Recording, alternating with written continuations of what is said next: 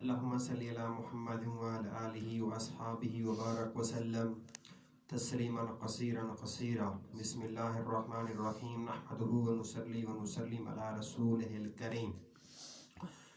تبوک کے سفر میں قوم سمود کی بستی پر گزر۔ غزوہ تبوک مشہور غزوہ ہے اور نبی کرم صلی اللہ علیہ وسلم کا آخری غزوہ ہے۔ حضور اقدس صلی اللہ علیہ وسلم کو اطلاع ملی کہ روم کا بادشاہ مدینہ منورہ پر حملہ کرنے کا ارادہ کر رہا ہے اور بہت بڑا لشکر لے کر شام کے راستے سے مدینہ آ رہا ہے۔ اس خبر پر 5 رجب اور 9 ہجری پنجشنبہ کو نبی کرم صلی اللہ علیہ وسلم اس کے مقابلے کے لیے مدینہ طیبہ سے روانہ ہو گئے۔ چونکہ زمانہ سخت گرمی کا تھا اور مقابلہ بھی سخت تھا، اس لیے حضور اقدس صلی اللہ علیہ وسلم نے صاف اعلان فرما دیا کہ روم کے بادشاہ سے مقابلہ کے لیے چلنا ہے، تیاری کر لی جائے۔ اور حضور اقدس صلی اللہ علیہ وسلم خود اس کے لیے چندہ فرمانا شروع کیا۔ یہی لڑائی ہے جس میں حضرت ابو بکر صدیق رضی اللہ تعالی عنہ گھر کا سارا سامان لے آئے اور ان سے پوچھا گیا کہ گھر والوں کے لیے کیا چھوڑا، تو فرمایا کہ ان کے لیے اللہ اور اس کے رسول صلی اللہ علیہ وسلم کو چھوڑ آیا۔ اور حضرت عمر رضی اللہ عنہ گھر کے پورے سامان میں سے آدھا لے آئے، جس کا قصہ 2:6 کے باب میں آتا ہے۔ اور حضرت عثمان رضی اللہ عنہ نے 1/3 کا لشکر کا پورا سامان مہیا فرمایا اور اسی طرح ہر شخص اپنی حیثیت سے زیادہ ہی لایا۔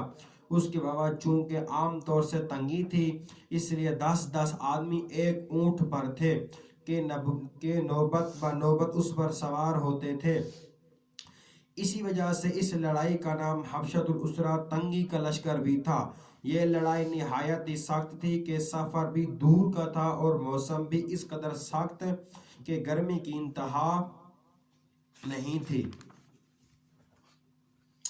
اور اس کے ساتھ ہی مدینہ طیبہ میں کھجور کے پکنے کا زمانہ زور پر تھا کہ سارے باغ بالکل پکے ہوئے کھڑے تھے اور کھجور ہی پر مدینہ طیبہ والوں کی زندگی کا زیادہ دار و مدار تھا کہ سال بھر کی روزی جمع کرنے کا گویا ہی زمانہ تھا۔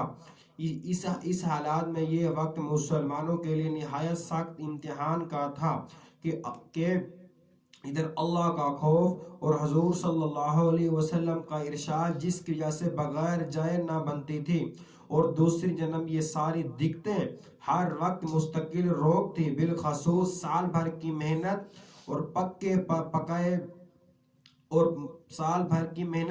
پکائے درختوں کا یوں بے یار مددگار چھوڑنا جتنا مشکل تھا وہ ظاہر ہے، مگر اس سب کے باوجود اللہ کا خوف ان حضرات پر غالب تھا۔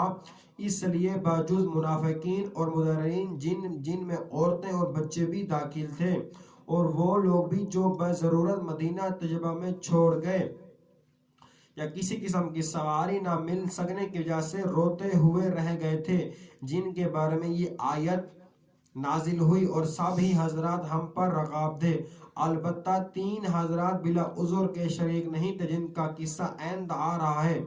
راستے میں قوم سمود کی بستی پر گزر ہوا تو حضور اقدس صلی اللہ علیہ وسلم نے دامن سے اپنے چہرے انور کو ڈھانک لیا اور اونٹنی کو تیز کر دیا اور صحابہ کو بھی حکم فرمایا کہ یہاں سے تیز چلو اور ظالموں کی بستی میں سے روتے ہوئے گزرو اور اس سے ڈرتے ہوئے گزرو کہ تم پر بھی خدا نہ خواستہ وہ عذاب کہیں نازل نہ ہو جائے۔ اور ان پر نازل ہوا تھا جو ان پر نازل ہوا تھا۔ فائدے میں شیخ الحدیث سے لکھتے ہیں کہ اللہ کا پیارا نبی صلی اللہ علیہ وسلم اور لاڈلا رسول عذاب والی جگہ سے ڈرتا ہوا، خوف کرتا ہوا گزرتا ہے، اور اپنے جان نثار دوستوں کو جو اس سخت مجبوری کے وقت بھی جان نثار کا ثبوت دیتے تھے، روتے ہوئے جانے کا حکم فرماتا ہے کہ خدا نہ خواستہ وہ عذاب ان پر نہ نازل ہو جائے۔ ہم لوگ کسی بستی میں زلزلہ آ جائے تو اس کو سیرگاہ بناتے ہیں، کھیلوں کی تفریح کو جاتے ہیں، اور رونا تو دردناک رونے کا خیال بھی دل میں نہیں آتا۔ جو کچھ پڑھا سنا اللہ پاک ہم سب کو عمل کرنے کی توفیق عطا فرمائے۔ اللہم لک الحمد کما انت اہل، صلی علی محمد كما أنت أهل فل بنا ما أنت أهل إنك أهل التقوى وأهل المغفرة. اللهم عافني في صدري وعافني في بصري واجعل حل وارث مني لا إله إلا أنت حليم كريم. سبحان الله رب العرش العظيم والحمد لله رب العالمين. اللهم إنا نسألك من خير ما سألك من نبيك محمد صلى الله عليه وسلم ونعوذ بك من شر ما استعاذ من نبيك محمد صلى الله عليه وسلم وأنت المستعان وليك البلاغ ولا حول ولا قوة إلا بالله العلي العظيم. ربي اجعلني مقيم الصلاة ومن ذريتي ربنا وتقبل دعاء ربنا اغفر لي ولوالدي وللمؤمنين يوم يقوم الحساب. ربنا آتنا في الدنيا حسنة وفي الآخرة حسنة وقنا عذاب النار. اللهم اغفر لي وللمؤمنين والمؤمنات والمسلمين والمسلمات. استغفر الله الذي لا إله إلا هو الحي القيوم وأتوب إليه. صلى الله تعالى على خير خلق محمد وعلى آله وأصحابه أجمعين برحمتك يا أرحم الراحمين.